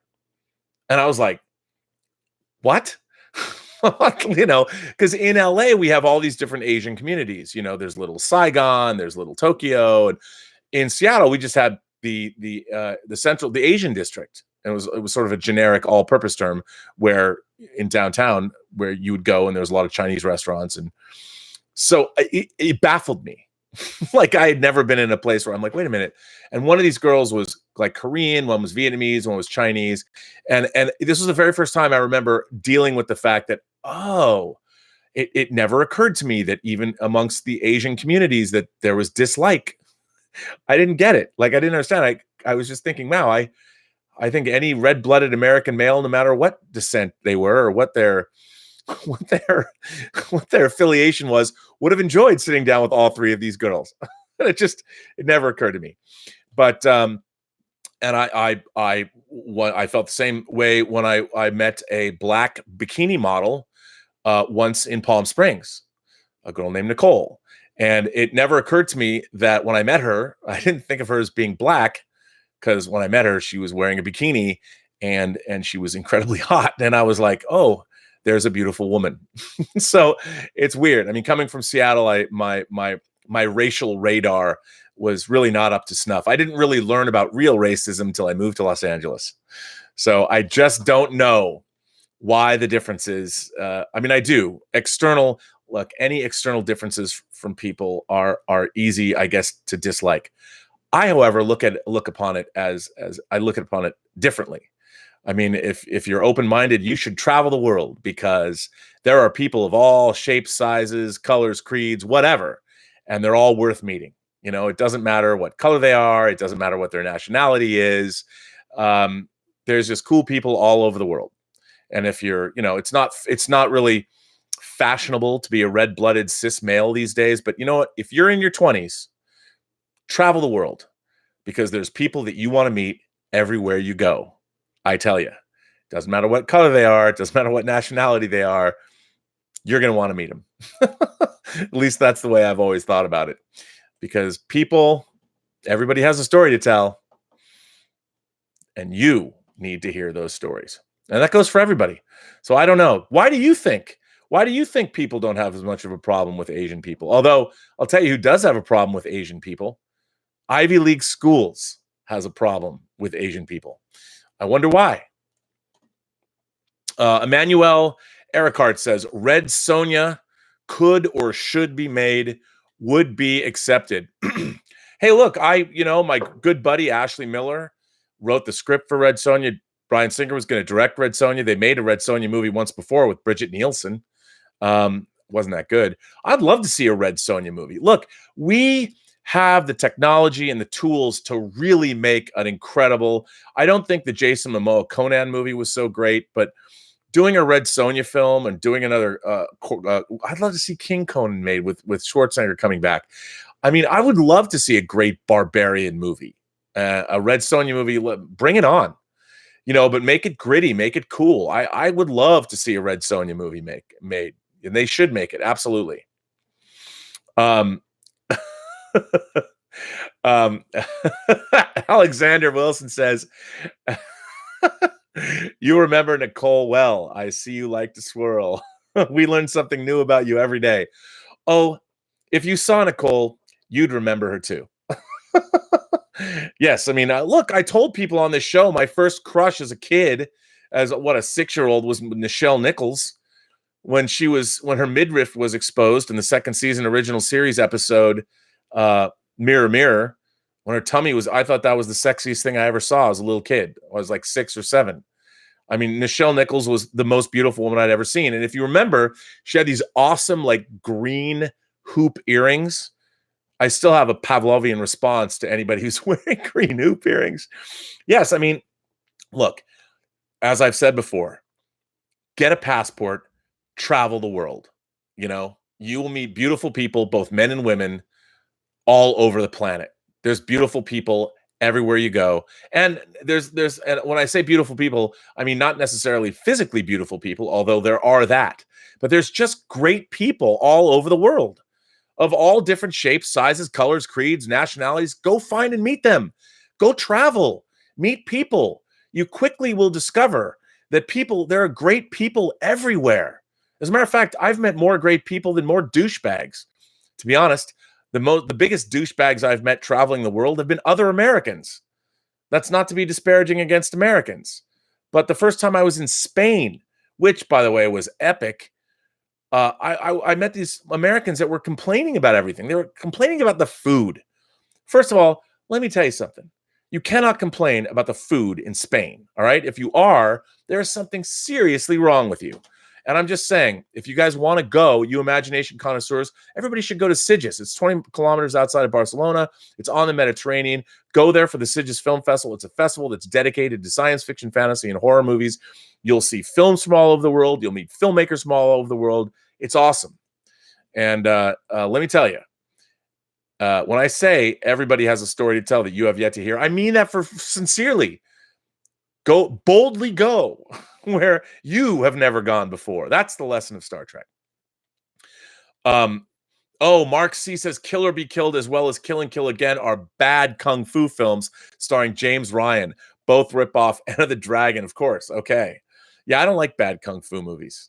I mean, I watch a lot of kung fu movies, but that's good to know. Were those American-made movies? Were those like canon films? Because look, I'll be tolerant. Like Michael Dudikoff, or Sho Kazuki in an American movie, I'll watch that stuff. But I don't. Those are ninja movies, by the way. Whether it's American Ninja, but I don't like bad kung fu movies. They bother me. Stubble McShave says, I buy ebooks now and get the hardcover if I like it. I have a hardcore fetish for hardcover books. I love hardcover books. To be honest, I didn't know this. Speaking of, I can't believe I brought this up. I did not know this. I'm a huge James Ellroy fan. He wrote LA Confidential. He has a new book, This Storm. I didn't even know it was out. But it's about Asian Americans and internment camps and what was going on during World War II. And I'm a huge James Ellroy fan, so I'm really excited to read his take on that, which is great. But again, I buy hardcover books, and one day when I'm dead, somebody is going to have to deal with my thousands of books, whether they have to move them or whatever, the omnibuses. But again, it's funny. The other day, as we were talking about, when I was talking about how many movies I had, and somebody calculated that if I watched 2 of my Blu-rays a week, it would take 24 years to go through my entire collection. And I kind of feel the way about my books. I feel like I should reread a book and just give my books away. So by the time I'm dead, I've given away all of my books to people. But I feel like it would bum me out because I have a lot of film books, like my Toshin books. I don't want to give those away. But I mean, I should, because what good are they going to do me? I mean, people are going to be like, why did he have all these books? Why did he have this book? Why did he have that book? I mean, I don't know. Should I get rid of my books? The King of Scotland says, I've traveled the world to many non-European countries, specifically Asia, And there is deep racism everywhere. Great people, but some serious racism that goes under the radar. Oh, I'm telling you, there's racism everywhere. I mean, you travel around the world, one thing you learn, everybody hates everybody. I mean, that's why I can't wait for either the global pandemic or the alien invasion. Because you know what? There are no atheists in foxholes, and I don't believe one human being hates another human being when you're both running from alien death rays. I believe that's true. And one of the things I've never understood about The Walking Dead is once the zombie apocalypse hits, the most precious thing we have is human life. So why is everybody a douchebag in the post-zombie apocalypse world? Don't understand. Never will understand. What can you do? Yeah, let's see. Mr. Burnett, are you familiar with the anime manga Saint Seiya? Yes, and I don't know how you pronounce it, but it's a shonen fighting show that's been huge in Latin America and some parts of Europe since the early 90s. Not only am I familiar with it, all of the designs. Oh, there's so many cool models and figures. It's a very beautifully designed show. Now, admittedly, I've only seen a little bit of it just because I was curious about all these designs. I haven't watched the story, but man, it's cool. And I've bought a few things. I don't know what they are, but I bought them. Michael Alfredson says, Rob, I don't usually post comments, but just listening to you comment, man, okay, you're a cool dude. I'm a white geek, just as yourself, and happens to marry a Chinese beauty. Thanks for your awesome words. Well, good on you. You know what I've always believed, to be honest. I think that our ultimate destiny, assuming that we get our act together, is that all of our genetic material will eventually be intermixed, and the best of us, all of our traits will, as we can travel around the world and we have hypersonic travel and you can go places more freely, eventually all of the human genome, whatever it is, will be mixed and matched. And the best of us, our genetic traits will rise to the top, and hopefully we will spread out amongst the stars, optimized to be the best humans we can be. And then we're going to meet another sentient alien species that we can be racist and sexist and violent against. And the whole process will start all over again. And once we and this new alien species get our act together, the two of us together can move out into the universe to find a third species and maybe a fourth species to hate, and the prejudice can start all over again. No, I'm just kidding. I hope that's not the case. But, get a passport, travel around, man. Yes, you'll see racism everywhere. Everybody hates everybody else at some point. But you know what? On a one-to-one basis, I've often believed, and I said this once until somebody yelled at me, I do have the let's get all of our moms together to cook their favorite meals. I've often thought that we should, get everyone's mom together to cook their favorite meal, and everybody sits down at a big table and we get to sample the wares from all over the world. Because here's the thing. Everybody has a mom. Well, everybody had a mom at some point, but there's moms, and moms always want to cook good meals for their kids. And if we and I'm not saying, watch, people are like, do you think that women should be as their place in the home and they should only be cooking? No, I'm not.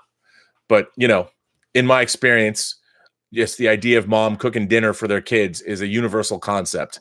And I know this, I don't have a mom or this, I get it, but you understand what I'm saying. I'm kind of being facetious. But look, let's make it simple. Everybody should sit down and break bread with somebody from a different culture.